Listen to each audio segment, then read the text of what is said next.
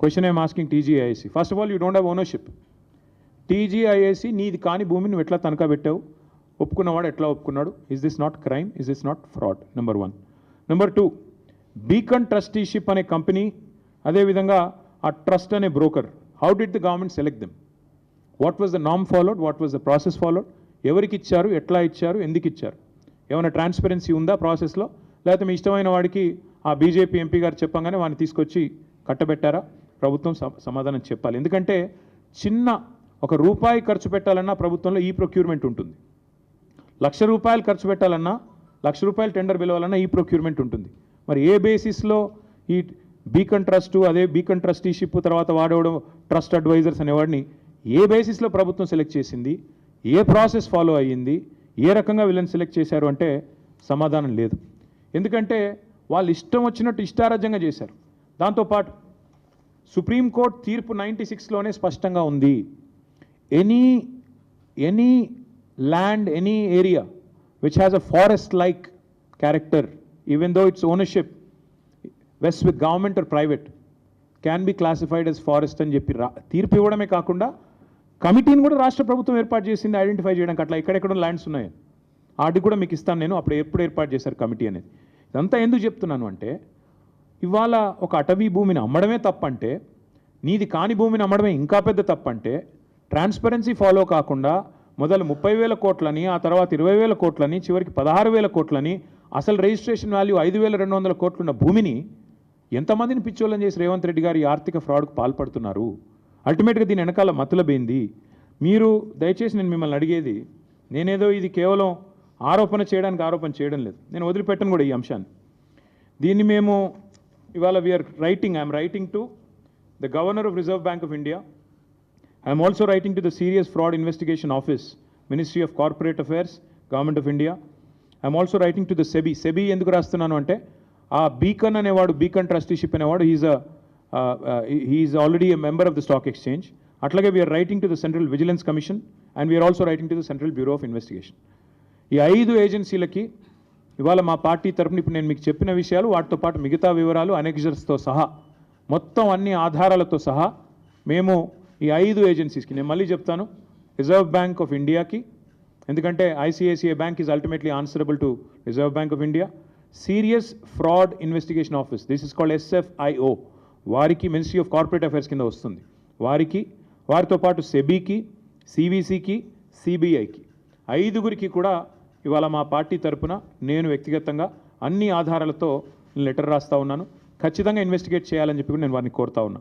ఇక్కడ ముఖ్యమైన పాయింట్ ఏమంటే, ఈ మొత్తం కుంభకోణం వెనకాల రేవంత్ రెడ్డి గారికి అండగా బ్యాక్గ్రౌండ్లో నిలబడ్డది, ఈ అంతా మేనేజ్మెంట్ అంతా చేసింది ఒక బీజేపీ ఎంపీ. ఆ బీజేపీ ఎంపీ గారికి ఈయన కూడా కొంత అనుచితమైన లబ్ధి చేకూరుస్తున్నారు రాష్ట్ర ప్రభుత్వం ద్వారా. ఎందుకంటే ఇక క్విడ్ ప్రోకో కదా, నేను ఇది చేస్తాను, నాకు అది చేయాలి, అది జరుగుతూ ఉంది ఇప్పుడు. ఇప్పటికిప్పుడు నేను దొంగ చేతికి తాళాలు ఇవ్వను, ఆ ఎంపీ గారి పేరు కూడా నేను బయట పెడతాను, నెక్స్ట్ ఎపిసోడ్లో బయట పెడతాను. ఎందుకంటే దీని వెనకాల ఉన్నది మొత్తం, దీని వెనకాల నడుపుతున్నది ఆ బ్రోకర్ను తెచ్చింది, ఆ బ్రోకర్ను రాష్ట్ర ప్రభుత్వానికి అటాచ్ చేసింది, ఆ బ్రోకర్ని అల్టిమేట్గా ఈ రకంగా ఆర్బీఐ, ఐసిఐసిఐ బ్యాంకు నిబంధనలు పాటించకుండా ఆగమేఘాల మీద 10,000 కోట్ల రూపాయలు అన్నిటిని వయలేట్ చేస్తూ తెచ్చింది కూడా ఆ ఎంపీ గారి సారథ్యంలోని ఆ బ్రోకర్. ఎందుకంటే అంత స్ట్రాంగ్ బ్యాకింగ్ ఉంటేనే యూనియన్ గవర్నమెంట్ది ఇంత వేగంగా డబ్బులు వస్తాయి. లేకపోతే ₹10 పుట్టాలన్న సామాన్యుడికి దేశంలో ₹10 బ్యాంకు నుంచి రావాలంటే 10 క్వశ్చన్లు కాదు 100 క్వశ్చన్లు అడుగుతారు. ఒక లోను శాంక్షన్ కావాలంటే, హోమ్ లోను మీ అందరికీ తెలుసు, అందరికీ ఉండే ఉంటాయి ఇక్కడ లోన్లు, హోమ్ లోన్ శాంక్షన్ కావాలంటే ఎన్ని పేపర్లు దస్తఖత్ పెట్టాలి? అట్లాంటిది 10,000 కోట్లు నీది కాని భూమికి కూడా ఇచ్చినవాడు నేరస్తురా కాదా? ఇంకొక మాట, ఇక్కడ బీకన్ ట్రస్టీషిప్ కానీ టీజీఐసి కానీ, they violated so many things. I'll even once again present it to you. First of all కాని ల్యాండ్ని పెట్టారు, తనఖా పెట్టారు, వాళ్ళ సంబంధం లేని ల్యాండ్ని మార్ట్గేజ్ చేసినారు, అప్పు తీసుకున్నారు. అట్లాగే knowing fully well this land is litigated, తెలుసు వాళ్ళకి ల్యాండ్ లిటిగేషన్లో ఉందని తెలుసు, లిటిగెంట్ ల్యాండ్ అని తెలుసు, హెచ్సియు ఆల్రెడీ క్లెయిమ్ చేస్తుందని తెలుసు.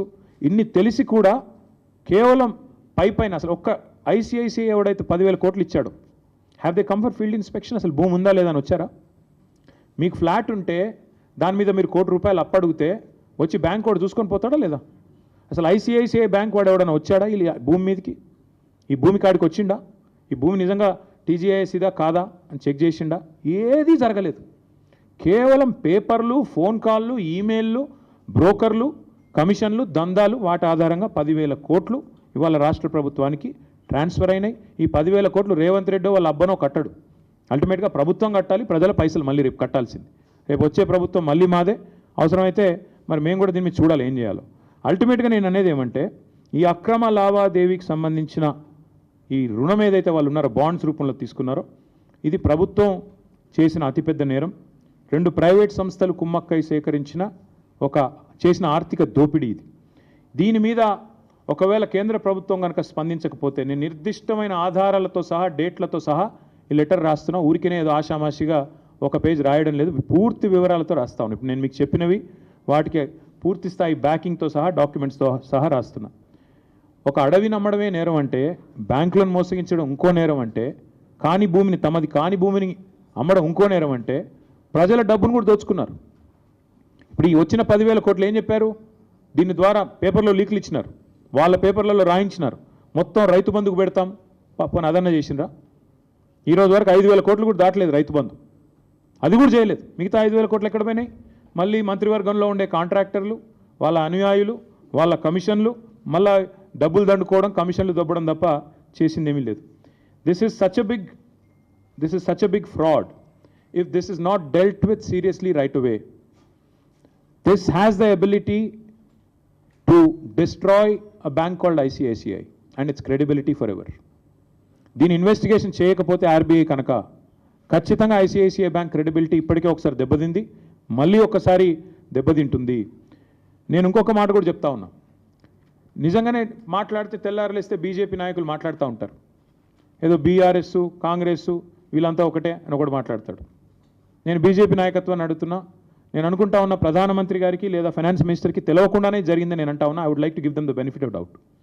వాళ్ళకి తెలియకుండానే ఈ కింది లెవెల్లో బీజేపీ ఎంపీలుగా ఉన్న వాళ్ళు కొంతమంది చేసిన వ్యవహారం, వాళ్ళు బ్యాంకులను మేనేజ్ చేసి చేసినారని నేను అనుకుంటా ఉన్నా. ఒకవేళ నిజంగానే బీజేపీ సిన్సియర్గా ఉంటే, కేంద్ర ప్రభుత్వానికి చిత్తశుద్ధి ఉంటే, ఈ విషయంలో నేను స్పష్టంగా డిమాండ్ చేస్తూ ఉన్నా, వెంటనే ఇన్వెస్టిగేషన్కి ఆదేశించండి. ఒకవేళ సిబిఐ కాకపోతే సివిసి లేదా SEBI can start an investigation, ED can start an investigation because money is involved, and even SFIO, Serious Fraud Investigation Office, can initiate inquiry. ఇందులో ప్రతి ఆధారం ఇప్పుడు నేను చెప్పింది మీకు దొరుకుతుంది. ఇందులో ఏం కూడా పబ్లిక్ డొమైన్లో ఆల్రెడీ ఉంది. It's a matter of stitching it up. ఖచ్చితంగా ముఖ్యమంత్రి గారు, ఆయన ప్రభుత్వం తీసుకొచ్చిన ఒత్తిడి, అదేవిధంగా ఈ వ్యవహారంలో బ్యాంకు పాత్ర, how did the broker violate all these procedural issues, ఇవన్నీ వైలేట్ చేస్తూ కనీసం ఆ భూమిలో కాలు పెట్టకుండా 10,000 కోట్లు ఇవ్వడం అంటే, ఒక సామాన్యుడికైతేనేమో ఈ దేశంలో శల్య పరీక్షలాగా 100 పరీక్షలు ఉంటాయి ఒక రూపాయి లోన్ ఇవ్వాలంటే. కానీ 10,000 కోట్ల లోన్ ఇచ్చేటప్పుడు ఆ భూమి నీదా కాదా చూసుకోకుండా లోన్ ఇచ్చారంటే ఇంతకు మించిన ఫ్రాడ్ ఏదైనా ఉంటుందా? అందుకే we demand and will not leave it at this. నేను ఖచ్చితంగా చెప్తున్నాను, ఈ వ్యవహారాన్ని ఇక్కడితో వదిలిపెట్టం. ఎందుకంటే రేవంత్ రెడ్డి గారు తెరలేపింది, తెర తీసింది ఈ 400 కోట్లకే కాదు. మన అసెంబ్లీలో మా సభ్యులు అడిగినారు ప్రశ్న, ఇంకా ఏమేమి భూములు అమ్ముతారని. ఇదే బ్రోకర్ ఎవడైతే ట్రస్ట్ అడ్వైజర్ ఎవడో ఉన్నాడో వాడికి హెచ్ఎండిఏ భూములు కూడా అప్పచెప్పారు. 60,000 కోట్ల విలువ చేసే భూములు వాడికి అప్పచెప్పారు. సో దీనికి ఇక్కడితో అడ్డుకట్ట వేయకపోతే ఇంకొక 60,000 కోట్ల దోపిడీకి కూడా రేవంత్ రెడ్డి గారి ప్రభుత్వం ఆల్రెడీ స్కెచ్ చేసింది, తెర తీసింది, రెడీగా ఉన్నారు. ఇది మాది కాదు, కావాలంటే అసెంబ్లీ ఆన్సర్ కూడా నేను మీకు పంపిస్తాను, మీరు చూసుకోవచ్చు.